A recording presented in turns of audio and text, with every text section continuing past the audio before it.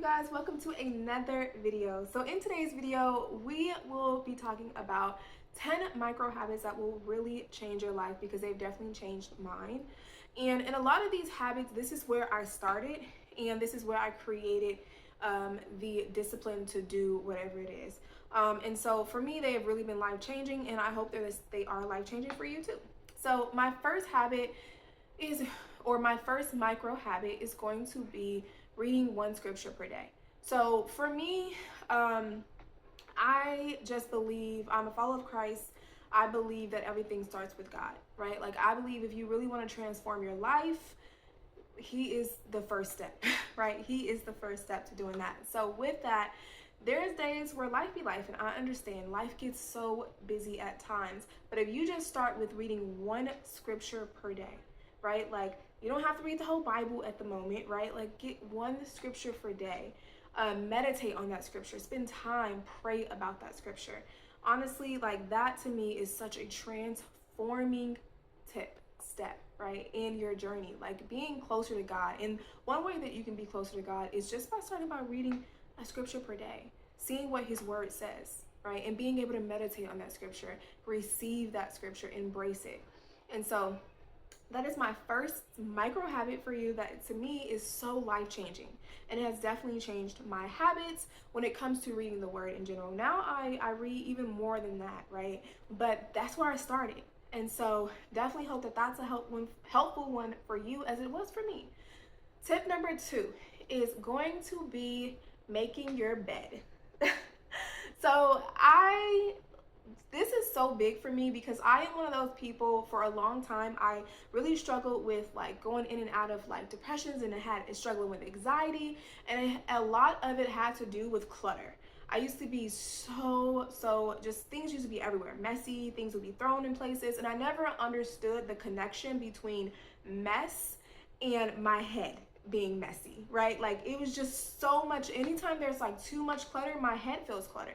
I feel like, oh my gosh, like, this is just too much. I need to like clean up.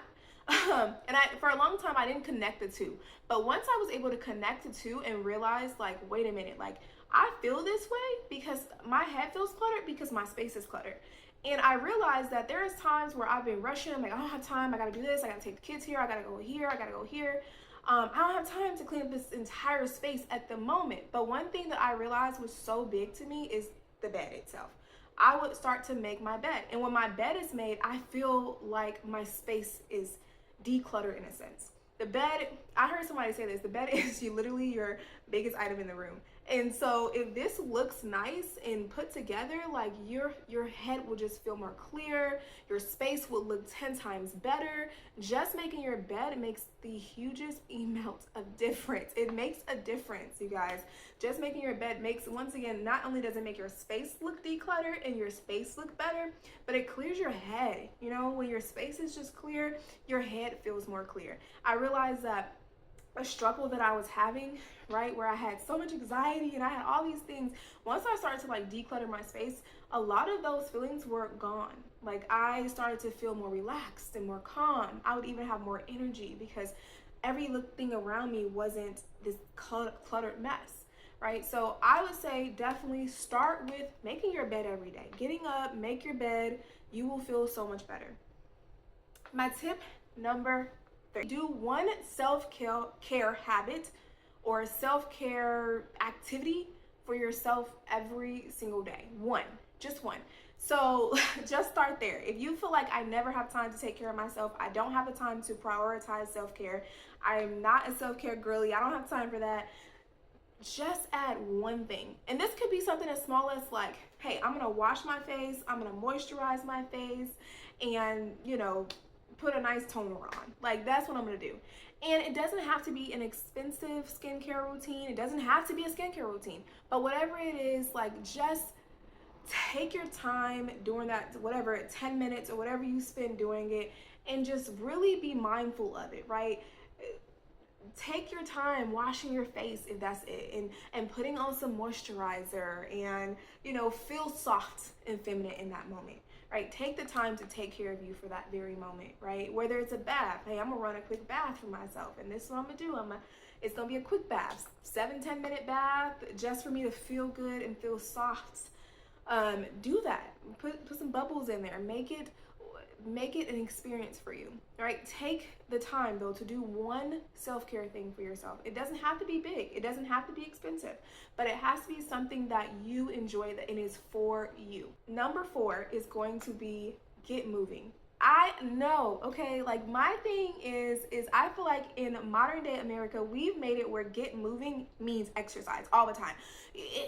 That's what it means, exercise. And exercise is fantastic, but it doesn't have to be this massive thing that we do. Oh my gosh, I go to the gym for an hour a day. Like, it can be, hey, get moving is not sitting in one spot for too long. Walk around your house, get up, walk up and down the stairs a couple times. As you're cleaning your house or folding clothes, how about you get up and like move around as you're doing and not just sit in one spot all day long. I feel like in America, we spend a lot of time on social media, just sitting and strolling or watching TV and binging things, right? You sit there for hours at a time, not realizing you haven't moved your body in hours. I would say just get up and make a habit of just moving around a little bit more. Take some time, maybe once every hour, to say, all right, I'm gonna walk up and down these stairs. I'll be back. And that's it. It doesn't have to be long and drawn out. It doesn't have to be a 30-minute exercise going up and down the stairs, but just get in the habit of move. Okay, what does this mean for me? Add an extra movement in your day. Like I said, it doesn't have to be anything extensive. Just walk up and down the stairs, walk to the kitchen and back a couple times, and do that once every hour, right? So that you're not just sitting in one spot. Get in the habit of moving around and walking and, not. Number 5 is going to be meal plan. So this one was a really big one for me. I obviously, every now and then, I do go in and out between meal prepping, but sometimes I don't have time to meal prep. But one thing I always have time for is to meal plan. I need to know what it is I'm going to be eating that week. So when I grocery shop, I grocery shop based on a plan. So I will write down the meals that I plan on cooking that week, and then I'll shop according to those meals. That at least helps me to have an idea. I feel like the worst feeling in the world is when you don't know what you're about to eat.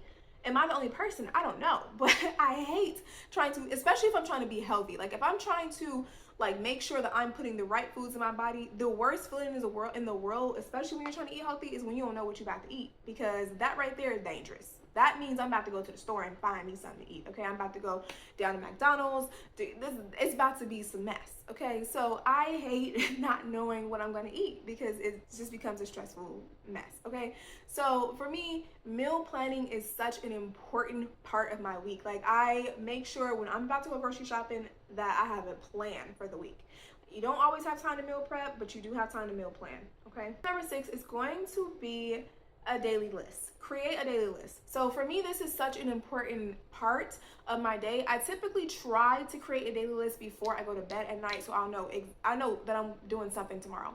It doesn't have to be this long drawn out list either. It doesn't have to have 10 to-do check items on that list. I actually do not encourage you to have that many items on the list, because if you don't get to all of them, you will feel defeated. You'll feel like the day beat you, right? I encourage you to have a realistic number. Hey, I got 3 important things that I have to get done tomorrow. That's it, right? And so it's going to be so powerful when you get through those 3 things. You feel more motivated. Like, yes, I tackled my day today, versus that 10 things and you were only able to get to 4. And then you feel like the day beat you up, right? So do a daily list. Just have an idea of what tomorrow is supposed to have in there. Obviously, the reality is God knows the plans he has for you. So your day doesn't have to automatically go as planned. However, I really think it's important for you to have an idea of what you have on there, and know that if you don't get to every single thing, right, that the day did not beat you, okay? Life happens. You move on to the next day. Add it to the next day if you need to. But this is why I really think that your list should be a realistic list. Have only 3 to 4 items on that list. Do not have a list full of action items that you're going to run out of day before you get to.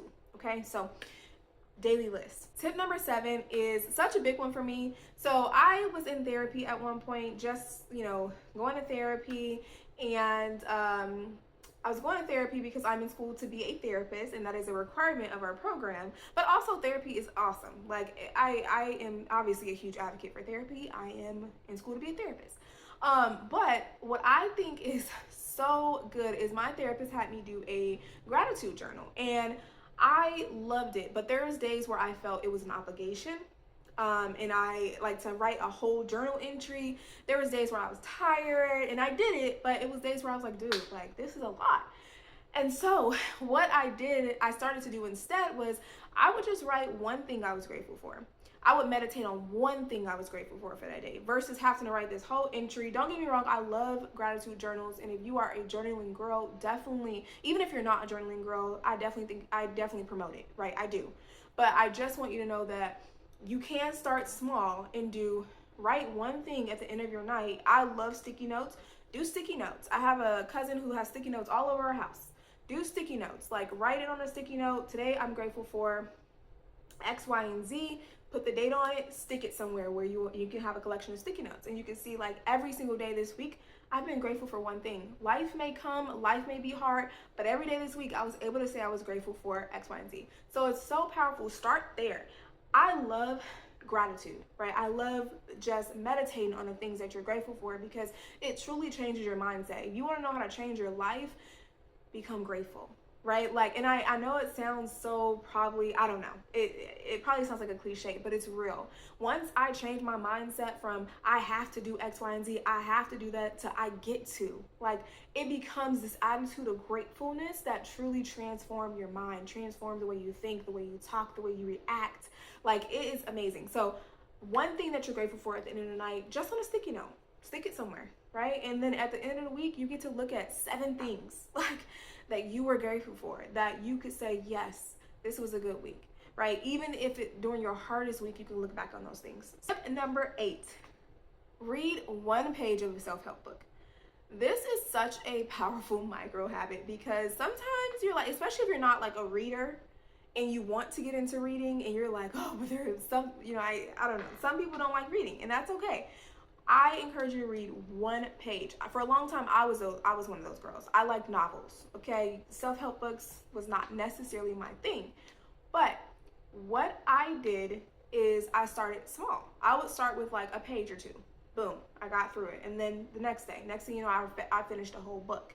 And so I encourage you to start small. Start with a page. It's in a book that you truly feel like this book will help transform my life.